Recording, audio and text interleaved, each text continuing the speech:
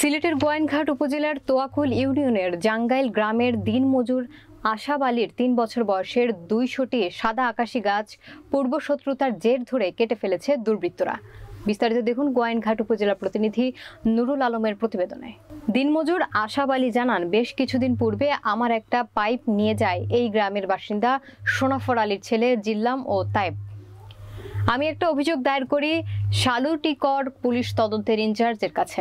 তদন্তের ইনচার্জ সহ এলাকার গণ্যমান্য মুরব্বী বসে বিষয়টি নিষ্পত্তি করে দেন।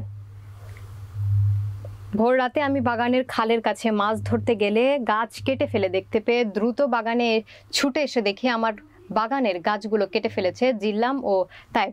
পরে আমি আমার গাছ কাটে বলে চিৎকার করলে জিল্লাম ও তার ভাই তাইব আমাকে মেরে ফেলার হুমকি দেয় এবং তাদের হাতে থাকা দা নিয়ে আমার দিকে তেড়ে আসে। আমি প্রাণ রক্ষার ভয়ে দৌড়ে অন্য একজনের বাড়িতে আশ্রয় নিই। পরে স্থানীয়রা আমাকে উদ্ধার করে। এলাকাবাসী ও গণ্যমান্য মুরব্বীরা জানান, এই বিষয়টি নিষ্পত্তি করছিলাম কিছুদিন আগে, কিন্তু সেই শত্রুতার জের ধরে এমন ঘটনা ঘটিয়েছে বিবাদীরা। এর সুষ্ঠু বিচার হওয়া দরকার। ২০০টি গাছ কেটে প্রায় ২.৫-৩ লক্ষ টাকা ক্ষতি সাধন করা হয়েছে। এ বিষয়ে শালুটিকর পুলিশ তদন্ত কেন্দ্রের ইনচার্জ নির্মল চন্দ্র দেব বলেন, অভিযোগ পেয়েছি, সুষ্ঠু তদন্তের মাধ্যমে জড়িতদের বিরুদ্ধে আইনানুগ ব্যবস্থা গ্রহণ করা হবে।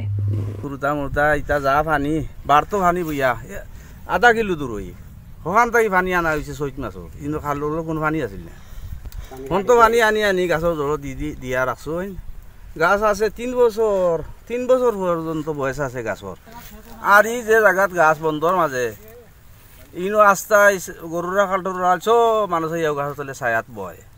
তুফান তাফান আহিলেও দৌৰিয়াও নহয়, ওইলে অংকুত চব গাছ কাটিয়া পশ্চিম মুখে হোৱা নাই, একটা গাছ আর উবা নাই, পশ্চিম মুখে সব ঠিক হে স্যার প্রধানমন্ত্রীর কাছে বিচার স্যার। আর প্রধানমন্ত্রী জানাইছেন সারা বাংলাদেশ যে যার যে জীবন বাঁচাও, গাছ লাগাও, জীবন বাঁচাও।